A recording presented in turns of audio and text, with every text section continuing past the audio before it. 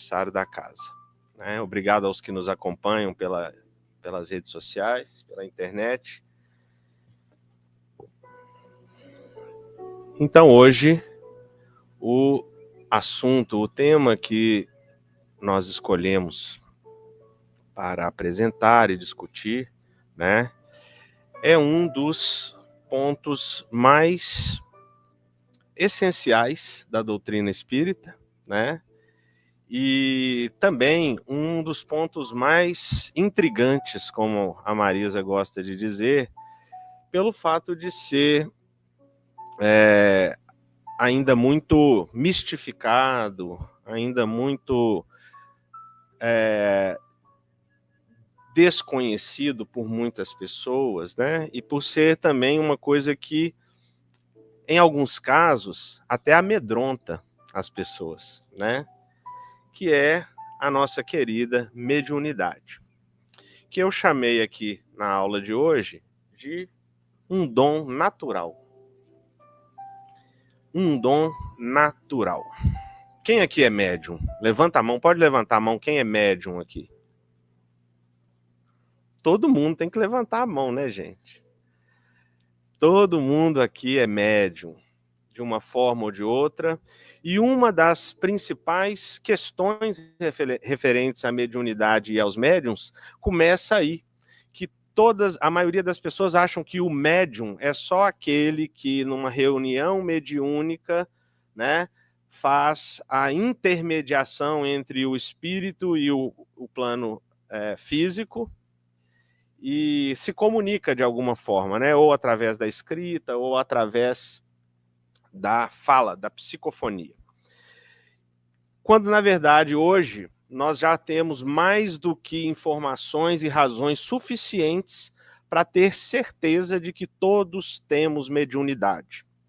Nem todos, ou a menor parte de nós ainda vai trabalhar como médiums numa casa espírita ou num trabalho mediúnico, mas a mediunidade, desde aquela intuição mais singela até os fenômenos mais profundos, né, relacionados ou relacionando o plano espiritual e o plano físico, é considerado mediunidade, tá? Então eu vou tentar, em alguns minutos aqui, esclarecer um pouco, né, desses pontos que ainda causam ou trazem algumas dúvidas para muitos de nós, tá? Para mim também, porque o estudo da mediunidade, considerando que a doutrina espírita tem apenas 167 anos, mais ou menos, né? Nós podemos dizer que, se compararmos a outras doutrinas, outras religiões, ela é uma criança, é um bebê ainda, né? Então, vários dos detalhes e várias das informações que os espíritos ainda já nos trouxeram e que ainda vão nos trazer no momento em que estivermos capazes, aptos a entender, né? Ainda vão-se alguns anos, longos anos aí pela frente. Então eu separei para nós um roteiro, né, com a definição, passando por alguns tipos de mediunidade, existem algumas dezenas delas, um pouquinho da mediunidade hoje, um pouquinho da mediunidade na Bíblia, porque a mediunidade, se é um dom natural, ela sempre existiu, né? Então, lá no Velho Testamento, está cheio de exemplos e passagens e situações em que a mediunidade se fazia presente para que se fosse trazido algum tipo de ensinamento, algum tipo de instrução por parte de Deus e do plano espiritual.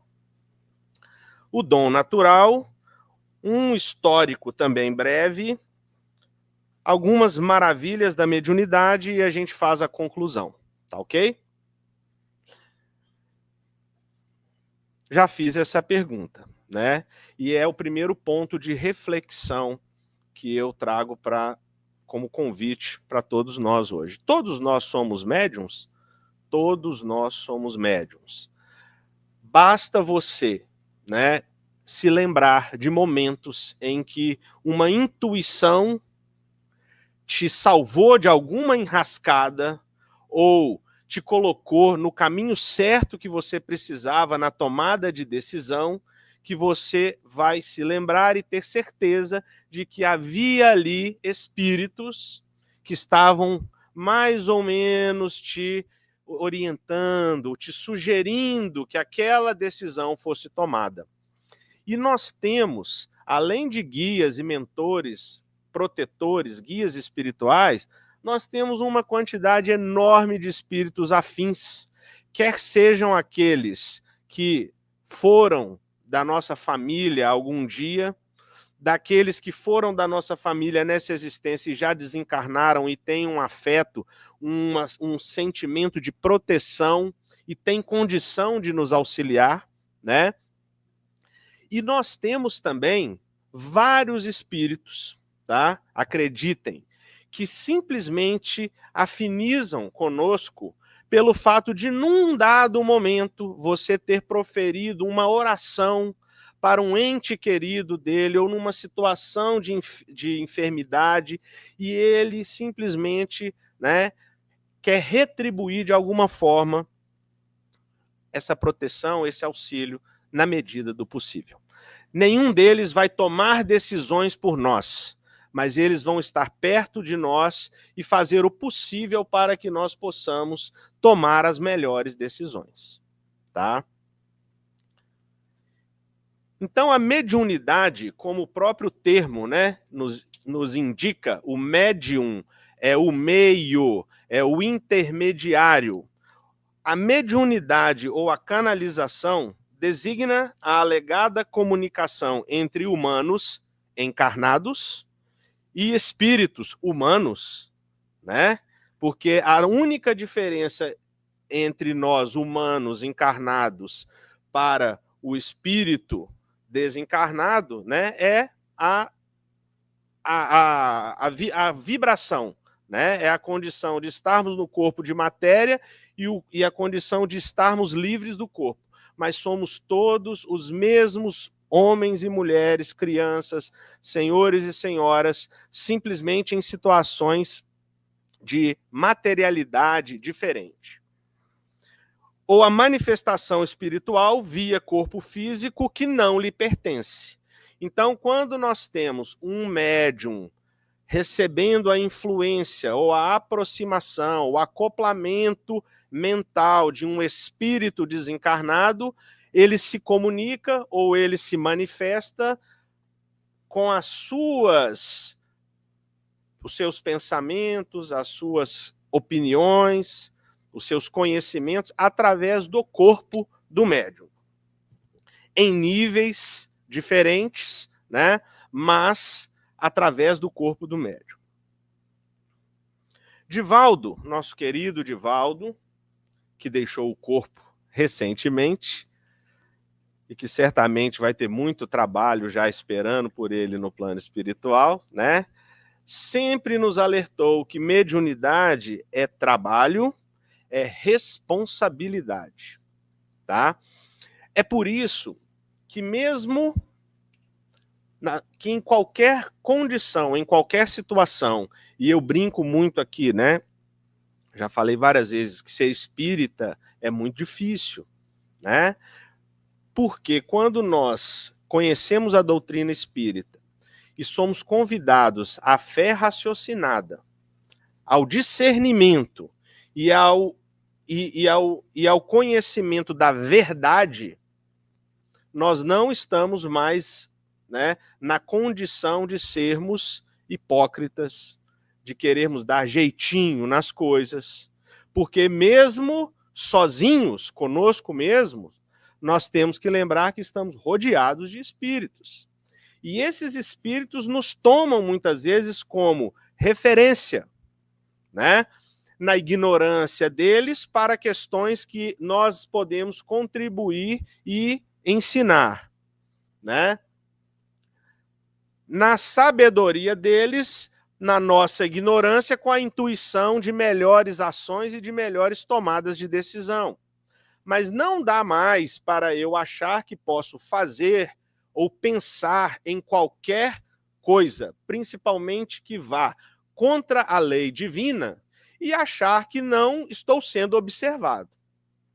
Então, muitas pessoas que entram na casa espírita e não estão prontos para encarar a sua verdade, conhecer de frente as suas dificuldades e buscar melhorar, vão sair daqui e não vão voltar por um bom tempo ou talvez só na próxima encarnação, né? Então, essa responsabilidade, ela está nos mínimos atos, dos mínimos aos mais profundos atos que podemos realizar enquanto médiums. Então, no exemplo, na educação que nós damos para os nossos filhos, no exemplo que nós damos para os nossos vizinhos, para os nossos amigos, né?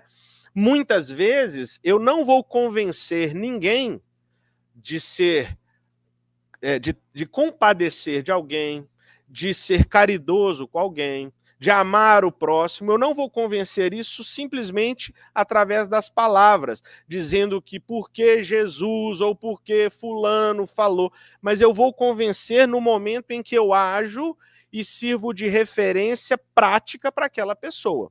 Porque se alguém olha para mim e fala, eu não vou com a cara do Rafael, não, ele é espírita, ele vai lá na casa espírita, mexe com aquelas coisas lá, né? Tudo bem, não tem problema. Mas a partir do momento que eu olho para uma pessoa que eu preconceituosamente determinei uma definição ou fiz juízo dela, mas vejo que ela só faz o bem, vejo que ela só está ali auxiliando as pessoas, preocupado, visitando doentes, doando e etc. Eu, no mínimo, tenho que pensar, olha, alguma coisa tem ali de bom, né? E talvez aquilo seja o suficiente para modificar, né, o entendimento e a ação no outro. Então, essa responsabilidade, ela é profunda de todos nós. E se eu quiser trazer rapidamente, né, para a casa espírita, para uma reunião ou para um trabalho mediúnico, né, nós temos inúmeras informações já trazidas por Emmanuel, André Luiz, vários outros autores espirituais importantíssimos, né, de destaque, Humberto de Campos, que nos afirmam e confirmam que o trabalho da mediunidade na casa espírita é de uma responsabilidade enorme e é normalmente no planejamento reencarnatório uma escolha daquela pessoa, né? Então isso é muito interessante porque os médiuns que trabalham com a mediunidade, eles provavelmente escolheram uma nova oportunidade de trabalhar com a mediunidade por N razões, ou porque não souberam aproveitar uma existência anterior, né? Ou porque acharam ser o momento propício nessa existência, tá? E eles provavelmente pedem que isso seja concedido a eles. Então, quando o médium inicia o trabalho mediúnico, ele é muito importante que ele esteja determinado, engaje e leve aquilo adiante com muita seriedade e com muita dedicação. Eu posso desenvolver a mediunidade? Sim, você pode desenvolver a mediunidade de várias formas, né? Você pode fazer trabalhos dentro da casa espírita que já vão te ajudar com esse desenvolvimento.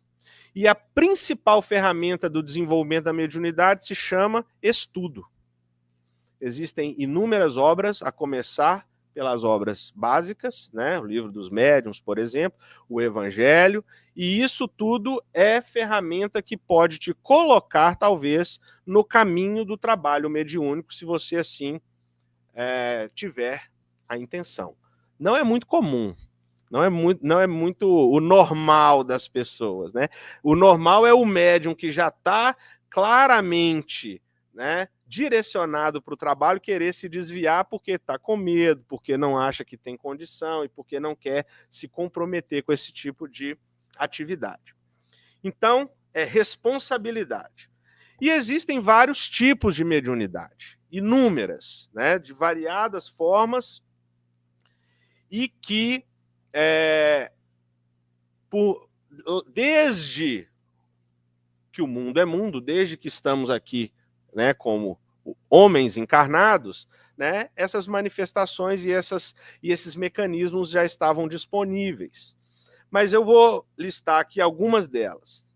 Os médiuns sensitivos, os médiuns de efeito físico, a mediunidade de clarividência ou vidência, os médiuns audientes. E aí eu marquei, né, os médiuns de cura, os psicofônicos, os psicógrafos com diferentes derivações e os médiuns inspirados, que são hoje, a meu ver, aqueles que estão em maior número em atividade nas casas espíritas. Por quê? Porque por muito tempo a doutrina espírita precisou do fenômeno para que as pessoas vissem e acreditassem. Existem espíritos. Ah, eu só acredito vendo. Né? Então, por muito tempo foi necessário que diversos tipos de mediunidade se fizessem presentes em alguns médiums, né? Pontos de luz específicos, muito bem escolhidos pelo plano espiritual, para que aquilo pudesse ser veiculado e ser demonstrado enquanto mecanismos de comunicação com o plano espiritual. Mas já há algum tempo, e aí quem já é espírita há muitos anos e frequenta há muitos anos, vai se lembrar. Eu me lembro de casas espíritas em que você vinha para reunião pública, como uma palestra dessa aqui, e havia manifestações, né, a revelia. Né? Ou o palestrante, ou os dirigentes na frente, na mesa, e muitas vezes, porque já havia um ensejo e já havia a permissão daquelas manifestações, levantavam uns 2, 3 aí também na audiência e julgava a cadeira para cima, queria, né, enfiar a mão na cara do outro, porque naquele tempo, né, ainda não havia a organização e a estrutura que hoje nós já temos por organização espiritual e por controle da própria espiritualidade. Então, nas casas espíritas hoje, as manifestações mediúnicas ocorrem essencialmente nos trabalhos mediúnicos, nas reuniões de trabalho mediúnico. Então, os médiuns de cura, aqui tem vários. Toda vez que você vem, no fim da palestra, você entra ali, toma um passe, são médiuns de cura que estão canalizando fluidos, energia, ectoplasma para que a estrutura espiritual e orgânica do paciente seja reequilibrada. No domingo nós temos a fluidoterapia, né? É um processo de tratamento e de cura, onde médiuns que vão dar o passe estão fazendo ali, né, o papel de canalizar essa energia.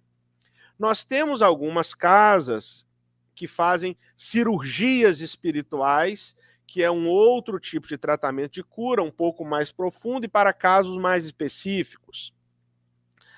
Nós temos os médiuns que escrevem, né, que vão ser intuídos, vão ser influenciados pelos espíritos e vão trazer mensagens, né, gerais para um grupo, para uma casa, ou direcionadas para uma determinada pessoa. Nós temos médiuns que escrevem receituário, que trazem, né, orientação de tratamento médico para um problema específico daquela pessoa, tá? E nós temos, né, os médiuns psicofônicos, que vão trazer a mensagem através do canal da fala, do corpo do médium, né? De diversas formas, com diversos níveis de docilidade ou de rudeza, de agressividade, né? Sempre com o médium no controle, no comando da situação, que é o que se espera, né, de um bom médium, de um médium bem desenvolvido. E nós temos os médiums inspirados, que somos todos nós. As inspirações que de repente você vê e fala assim, nossa, como que eu não pensei nisso antes? Não é coincidência. Não há coincidência. Então, os espíritos estão aqui, estão ali, estão falando, estão se aproximando. Se a nossa vibração, se o nosso pensamento, né, se a nossa energia permite que eles se aproximem mais ou menos, essas inspirações vão sendo oferecidas, né? Às vezes a gente acorda, dorme com um problema e acorda com a solução, né? Então a gente é levado, às vezes, durante o sono, para diversos lugares, onde estudamos, onde aprendemos, onde somos esclarecidos, e onde muitas vezes as soluções para as nossas angústias, as nossas dificuldades, são apresentadas. A gente acorda, já sei o que eu vou fazer agora, né? Até mesmo uma inspiração para se buscar reconciliar com alguém que você, por alguma razão, né, teve alguma divergência, teve algum atrito ali.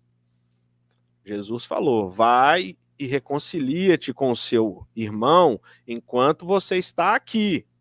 Porque depois que sai do corpo, só Deus sabe, você não vê ele mais, ou ele não te vê mais, como é que vai ser? Né? Então vamos lá.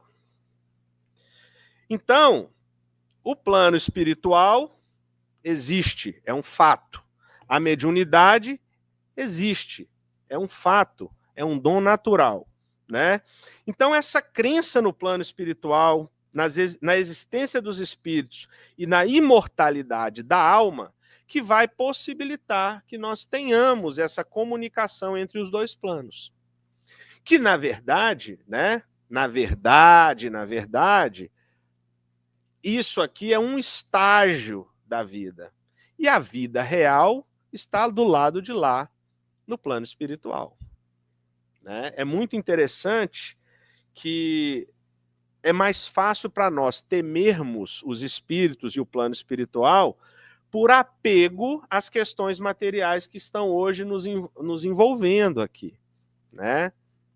Então, a morte física, a morte do corpo, não é salto do desequilíbrio, é passo da evolução, simplesmente.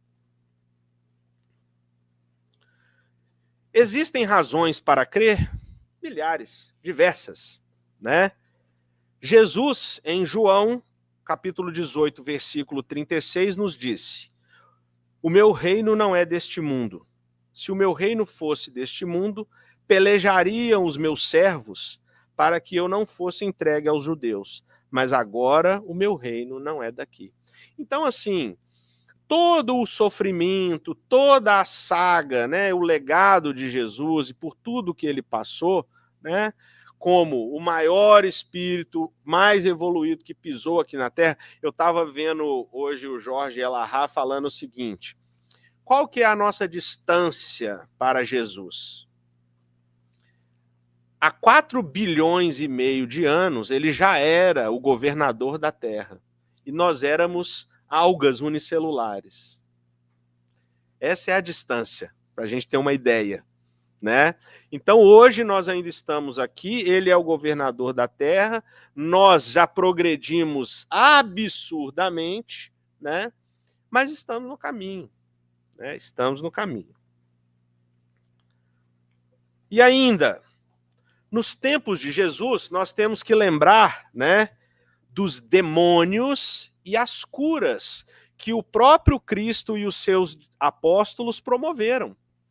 Quantas vezes, né, os espíritos inferiores, que naquela época eram tidos como demônios, né, se apossavam do corpo de alguma pessoa, trazendo extremos problemas, dificuldades, né, tristeza para aquela família, e Jesus chegou com a sua vibração, com a sua moral, e simplesmente ao se aproximar, aqueles espíritos já se afastaram por não conseguirem permanecer próximo a Jesus. O que era aquilo? Era a mediunidade daquela pessoa que em algum momento foi conectada, canalizada com aqueles espíritos que queriam fazer qualquer tipo de, né, trazer qualquer tipo de mal para aquela pessoa.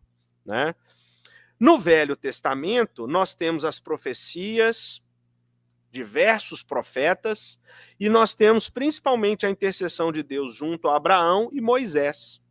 Abraão, quando Jesus chamou Abraão, quem se lembrar aí, né, foi através de voz direta.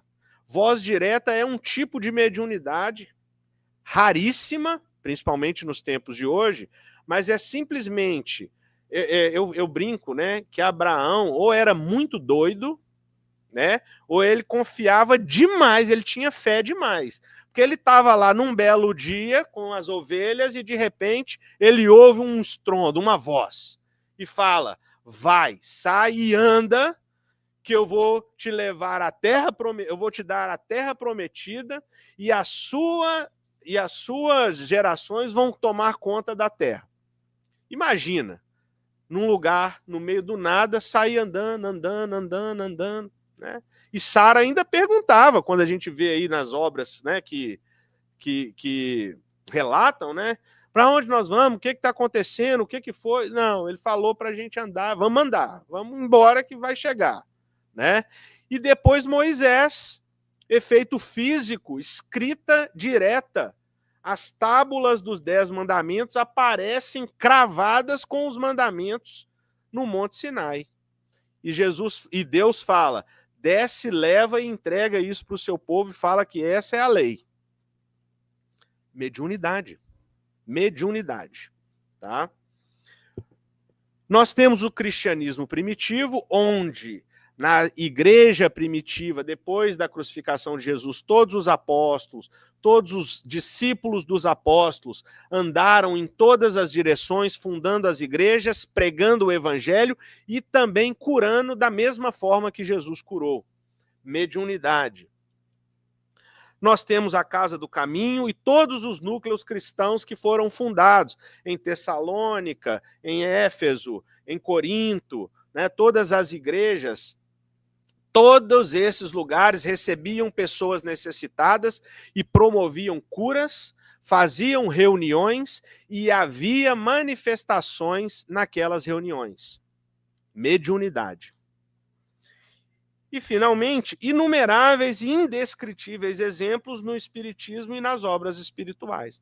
Porque nós temos hoje romances, livros espíritas de estudo, né? Obras aprofundadíssimas na questão da mediunidade, em que você tem relatos lá claramente descritos. Se você, lendo, não consegue acreditar, no mínimo, algum dos exemplos vai servir para a sua comparação na vida real com situações que você já presenciou. Então, quando você associa e fala: nossa, mas como que isso pode acontecer? Não é possível que isso aconteça. Quando você considera o fator espiritual, mediunidade e ectoplasma, né, o fluido cósmico universal sendo trabalhado pelas entidades espirituais ali naquele local, você começa a achar que há possibilidades daquilo realmente acontecer.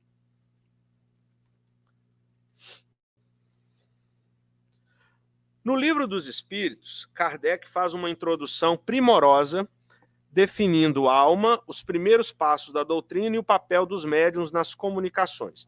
Então, como eu falei anteriormente, né, vários fenômenos já não são mais necessários. Como que a doutrina espírita se iniciou com as primeiras reuniões em que Kardec participou? O que atraiu Kardec até as primeiras reuniões espíritas? A batida das mesas.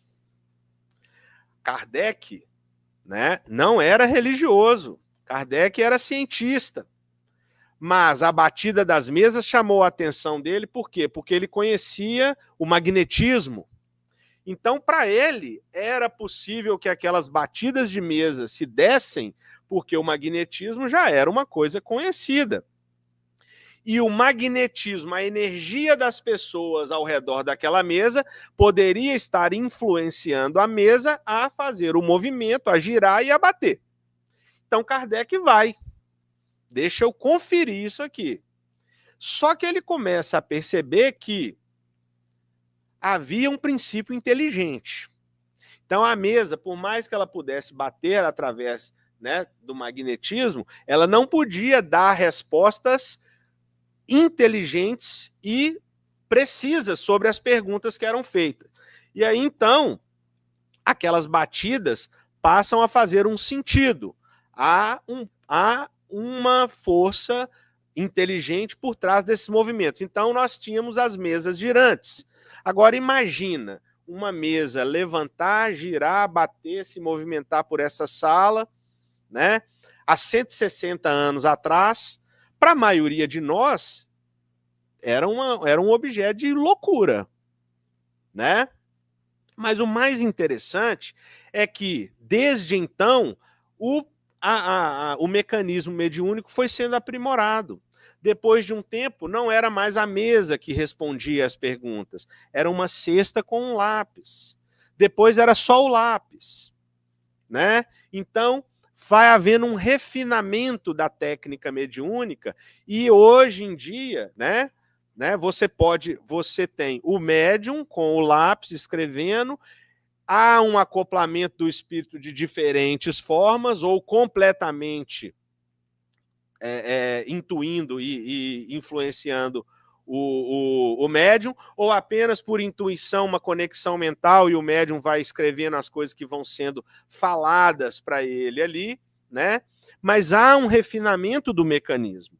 Então nós temos lá o seguinte: finalmente, a experiência deu a conhecer muitas outras variedades da faculdade mediadora, vindo-se a saber que as comunicações podiam igualmente ser transmitidas pela palavra, pela audição, pela visão, pelo tato, etc.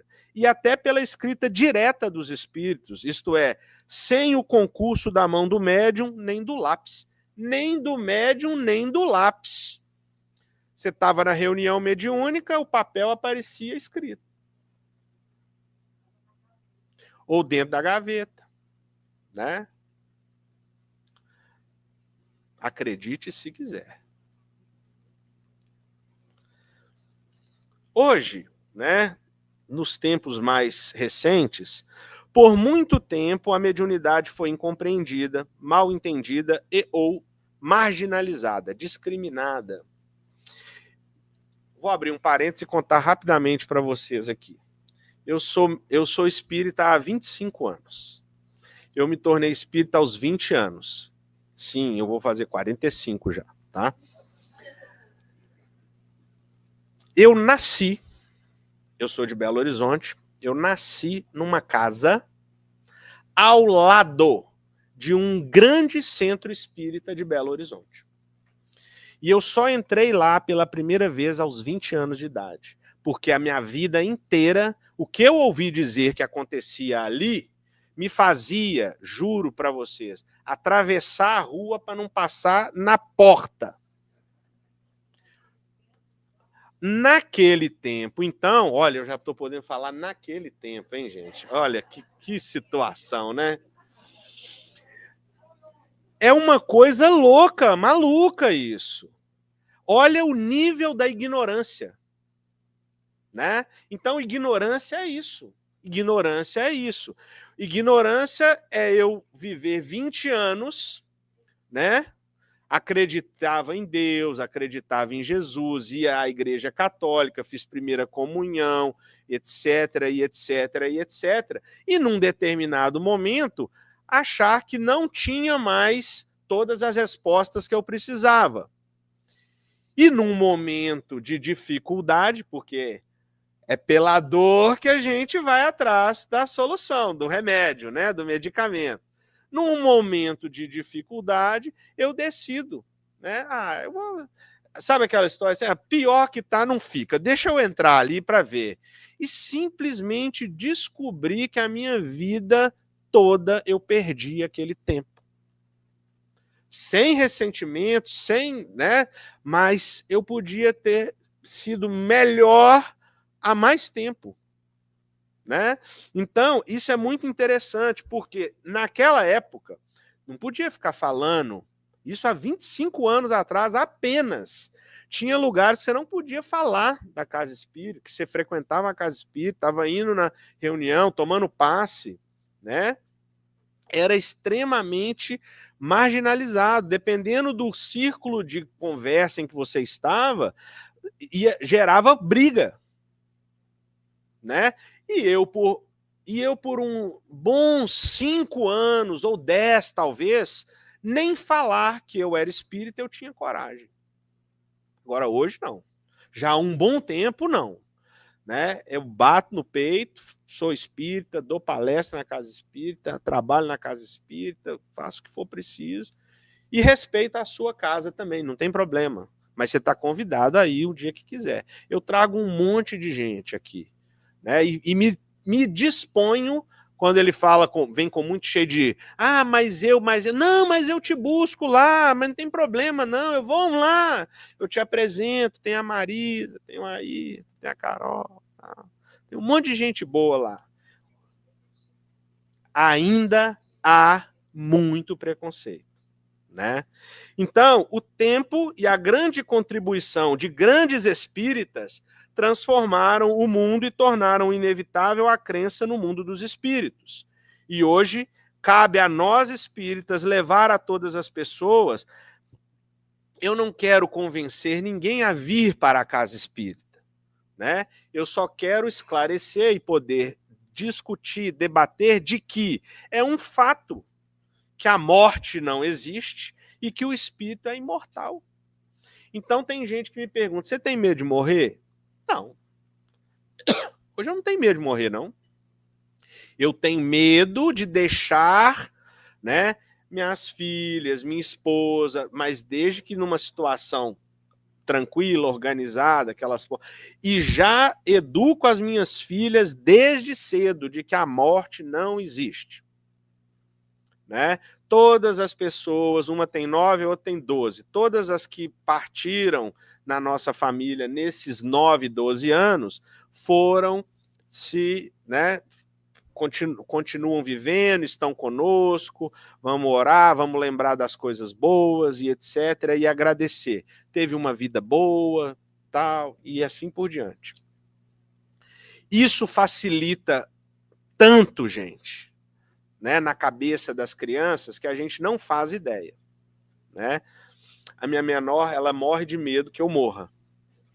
Aí a gente estava fazendo o culto na segunda-feira, o culto no lar, aí alguma coisa que ela falou e tal, aí eu falei, né? Falei, mas aí eu vou morrer e tal, você já vai estar grande com seus filhos e tal, mas eu não quero que você morra. Aí eu falo, mas lembra, a morte não existe, eu só vou sair daqui desse corpo. Ela, é mesmo, papai, tá certo. Então, já me tranquiliza. Na Bíblia, né, lá na Gênesis 15:15, eu tenho, quanto a você, Abraão, aí ó, o exemplo que eu falei agora, Deus falando com Abrão, que passa a se chamar Abraão. Quanto a você, Abraão, irá reunir-se em paz com seus antepassados e será sepultado após uma velhice feliz. No capítulo 49, nós temos, quando Jacó acabou de dar as instruções aos filhos, recolheu os pés na cama, expirou e se reuniu com seus antepassados. Quem são os antepassados de alguém, gente? Quem já morreu, poxa.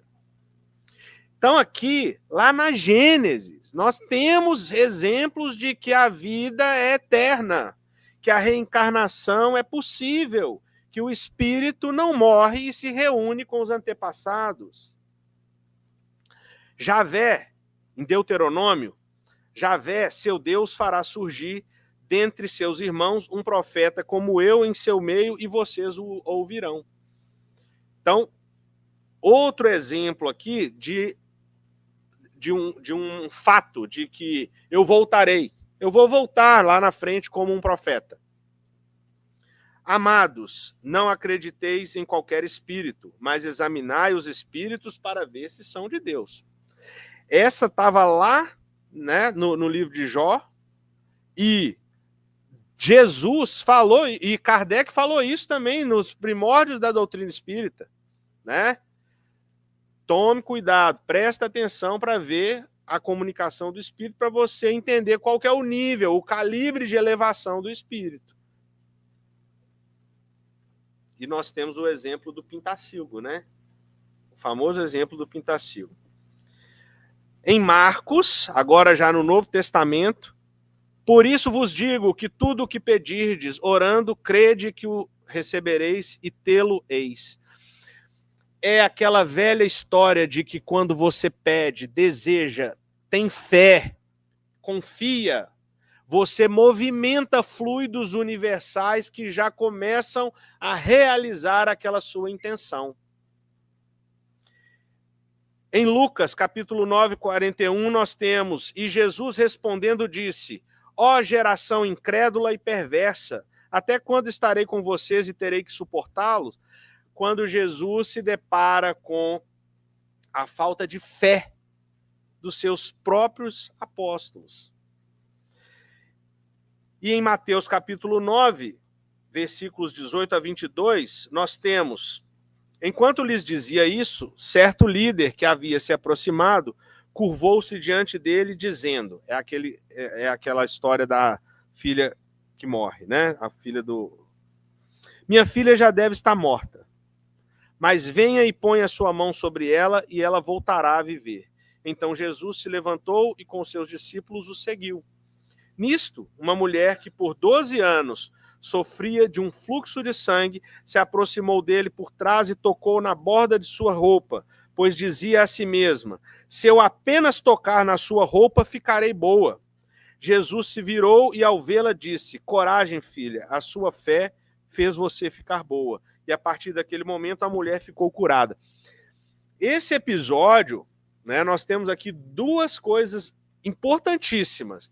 A fé da mulher, que era inclusive, né, ela era rejeitada por causa do fluxo de sangue que ela tinha, uma doença que ela tinha, e ela acreditava que se tocasse na túnica de Jesus, ela ficaria boa. E ficou. Por quê?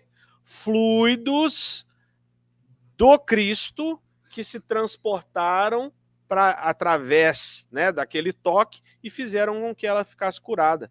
Imagina um passe de Jesus.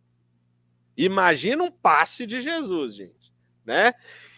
E o homem que tinha a filha morta, Jesus vai até lá e ressuscita ela na frente de João, Pedro e Tiago, se eu não me engano, tá? E pede para eles, não contem isso para ninguém.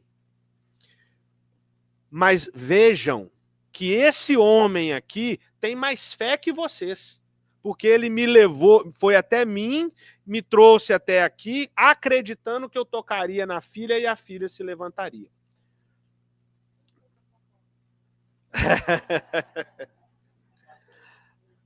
É, Mateus, né? Mateus.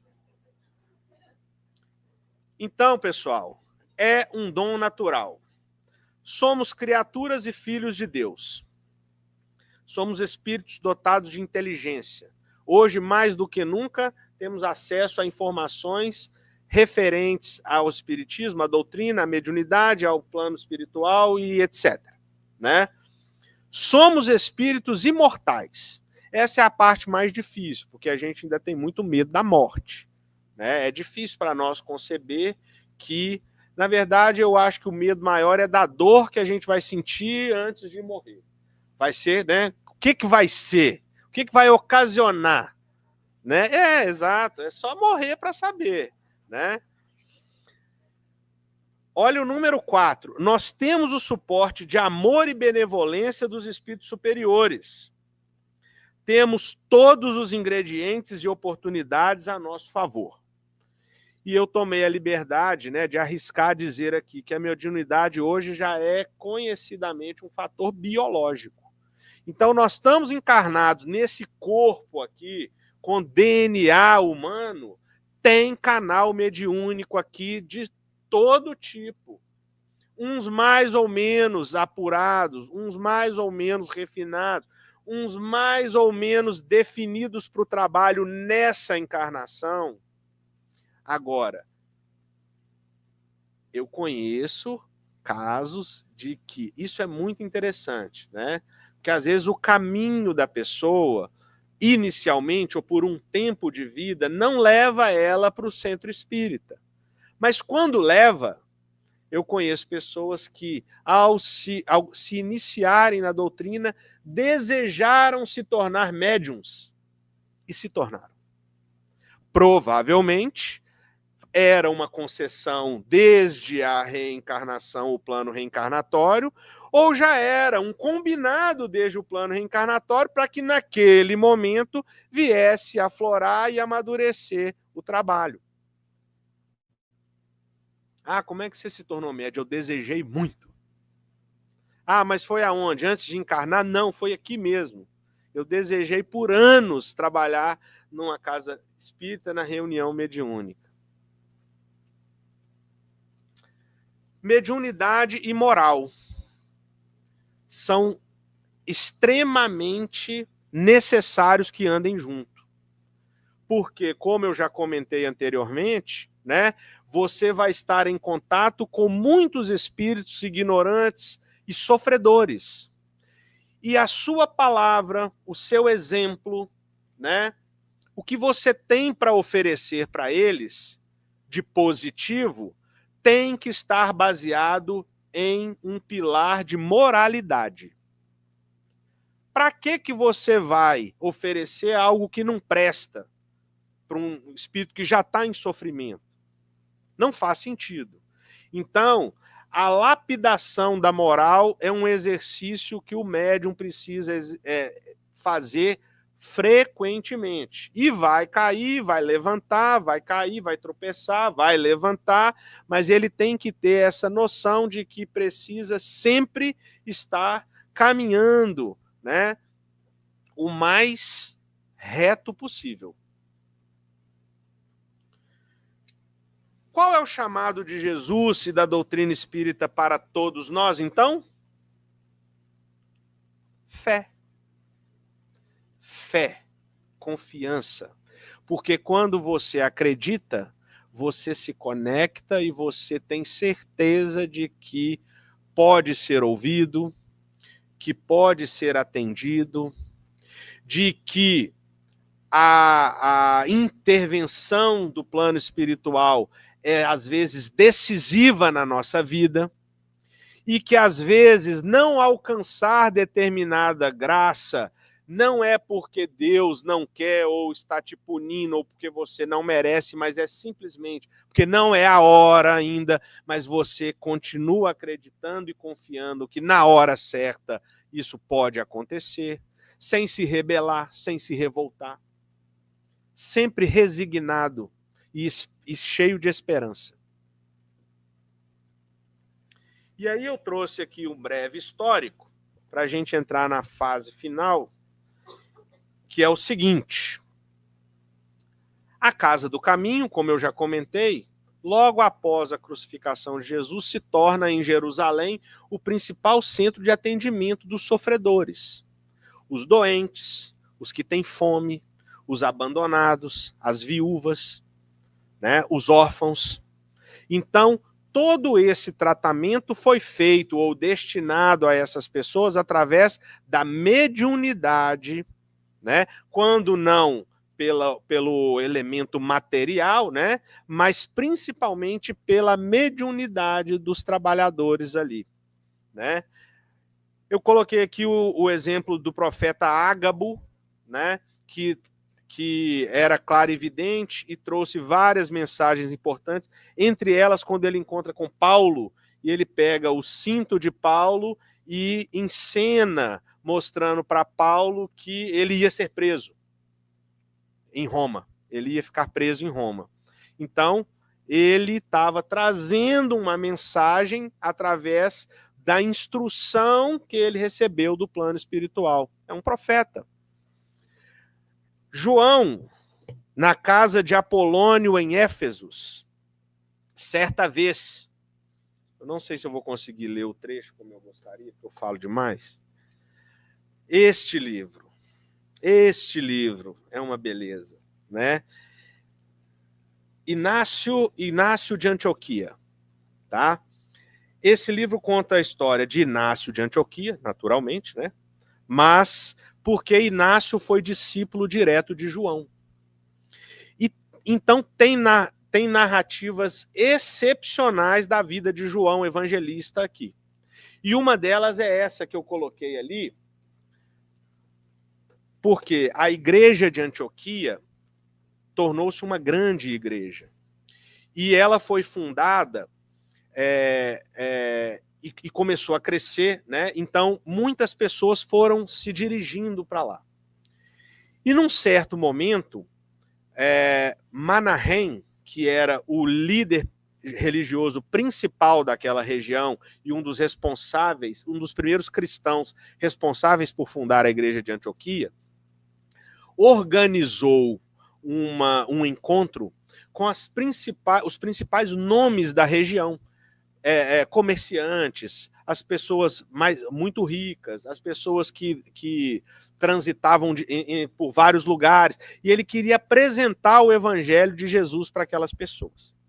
João estava a caminho de Antioquia naquela ocasião, e ele é escolhido para falar para aquelas pessoas naquela noite. João era muito humilde, muito simples, não tinha muito estudo, não era letrado. Mas ele foi escolhido para falar ali e ficou muito acanhado, muito preocupado, porque ele estava na frente de personalidades muito importantes.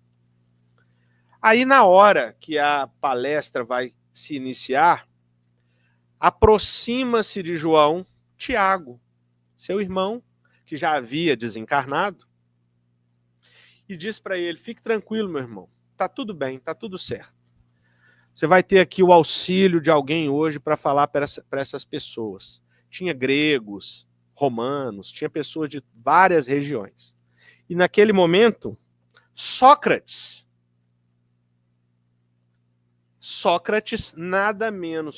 ninguém menos que Sócrates, se aproxima. João, mediunizado, dá a palestra do mais alto nível de conhecimento para aquelas pessoas através do espírito de Sócrates. Mediunidade. E está relatado com detalhes aqui, tá? É muito legal. O desenlace de Manahem, esse mesmo que eu falei, quando ele vai desencarnar, está relatado aqui que ele é recebido por vários espíritos, vários apóstolos que já haviam desencarnado, e quem vem próximo dele para cortar o cordão de prata que liga o perispírito ao espírito é Abigail. E está relatado e foi visualizado por pessoas que estavam ali naquele momento. Nós temos João em seu exílio na ilha de Patmos. João Evangelista, que está narrado no livro Francisco de Assis. João, quando é exilado na ilha de Patmos, ele fica sozinho com 2 guardiões romanos, com 2 soldados romanos, para não causar problema lá no continente.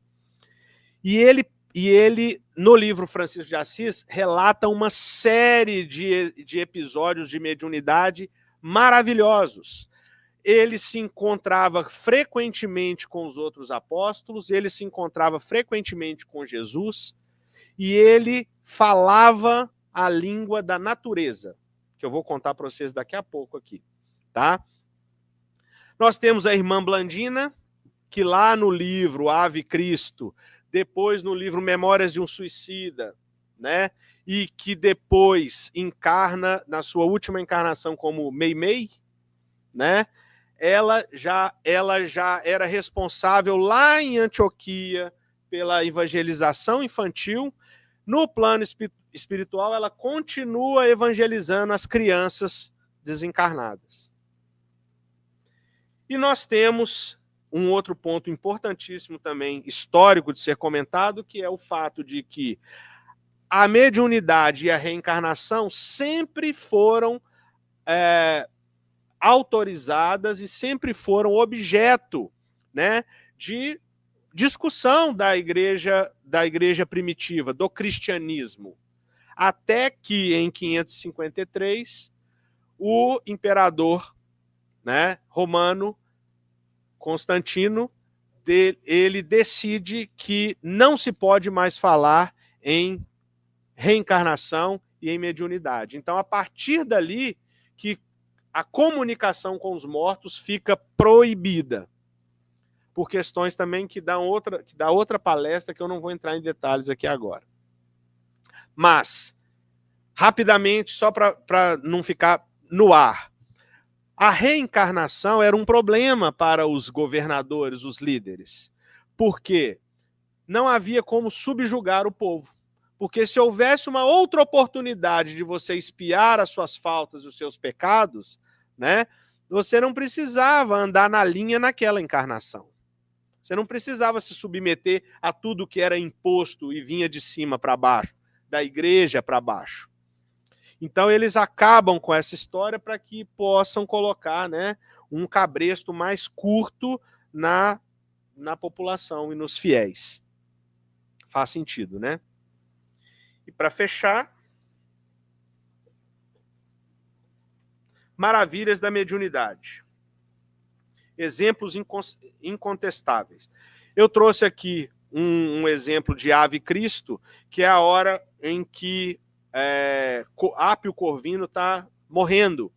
E Quinto Varro, que é um dos personagens, né, importantes da história, chega perto dele para se despedir, porque ele está morrendo no lugar dele. Era para ele morrer, mas quem está morrendo é o outro.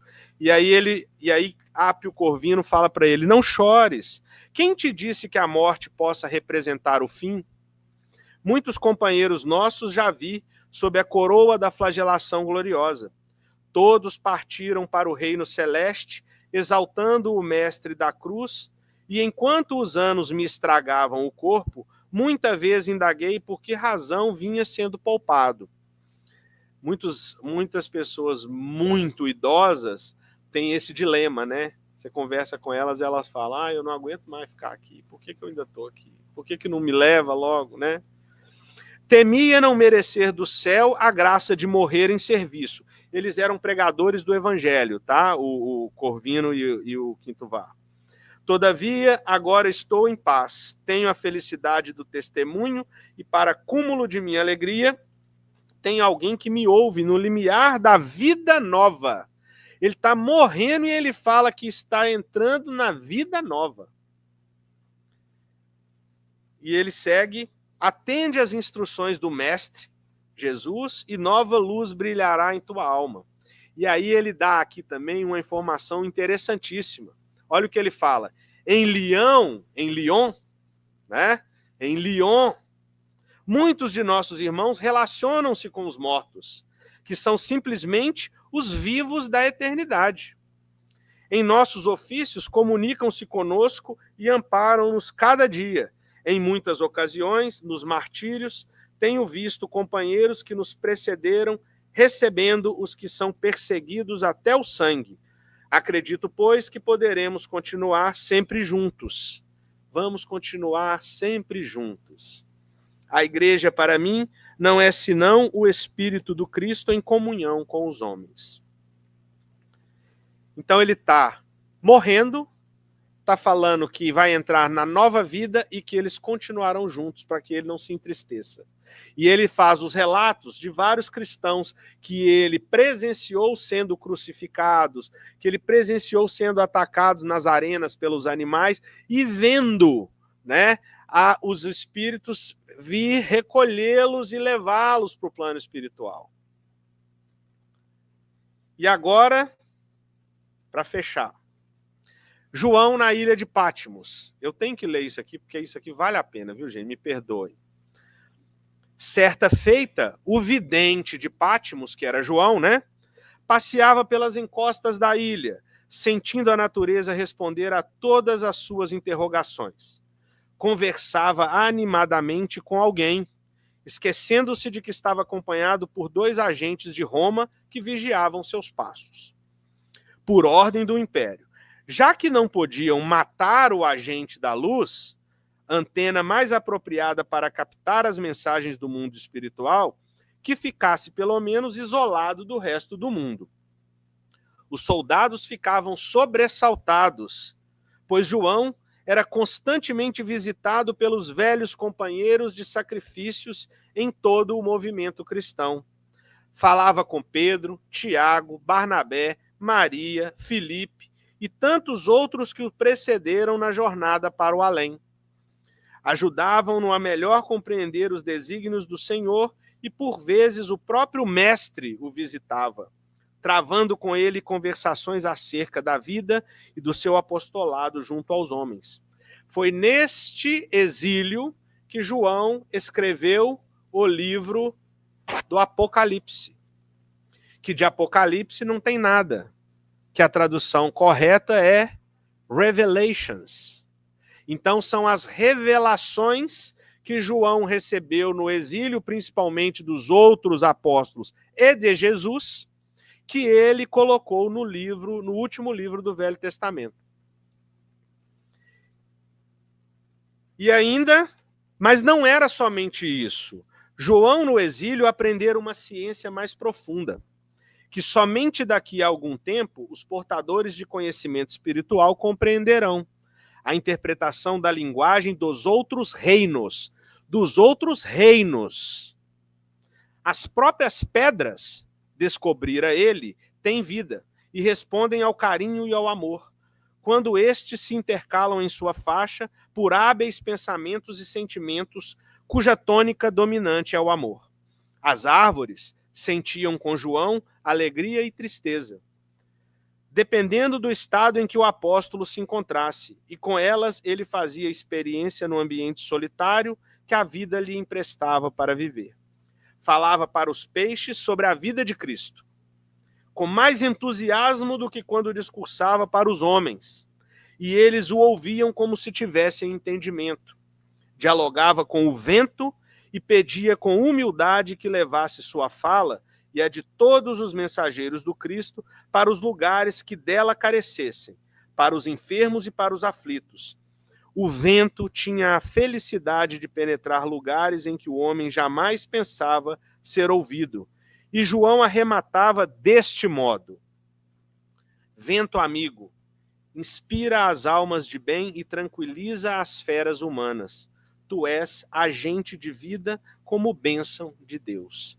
Então João aprendeu a se comunicar com as pedras, com as plantas, com os animais. A ilha de Patmos era uma ilha rochosa e arenosa, vulcânica. Não tinha nada nela. Depois que ele saiu, tinha vegetação, tinha animais, a vida tinha se restabelecido lá. E ele reencarnou depois como Francisco de Assis. Não é à toa, não à toa, né? Então, pessoal, eu já comentei aqui, né, de João na Assembleia de Éfesos, e também no final, na página 508 desse livro aqui, nós temos o desencarne de Inácio de Antioquia, que é um relato muito bonito também. Ele é levado à arena das feras, já velho, é dilacerado por um tigre, tá? Um centurião é ordenado depois a cortar o peito e retirar o coração dele para levar para o imperador.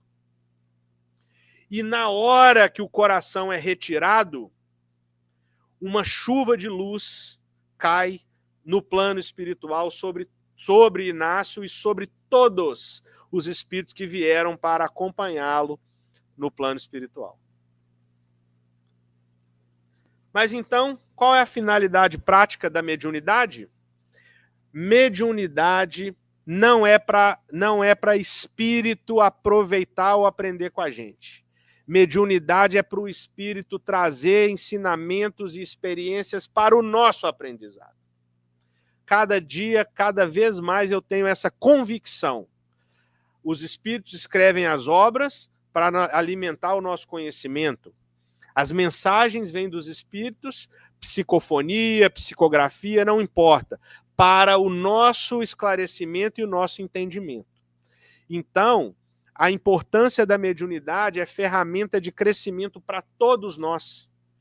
A intuição vem na hora que a gente precisa tomar uma decisão. A intuição vem na hora que você precisa se acalmar e não explodir ou reagir a alguma situação. Se acalma, não vai resolver. Fica tranquilo. Deixa ele falar.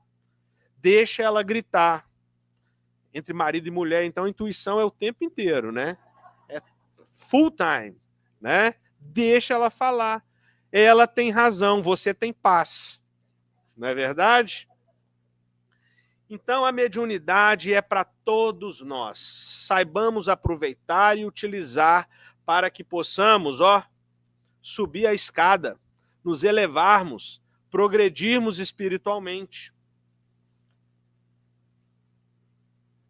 Enfim, algumas das referências que eu usei para esse estudo: Livro dos Espíritos, Inácio de Antioquia, Ave Cristo, Francisco de Assis, a Bíblia, que não pode faltar, né? E o chamado, meus irmãos, é diário. Todos os dias ele está aí nos aguardando de braços abertos. Basta que nós aceitemos o convite, ouçamos e tomemos a decisão de seguir na sua direção. Assim, então, eu encerro, agradeço mais uma vez e desejo vida longa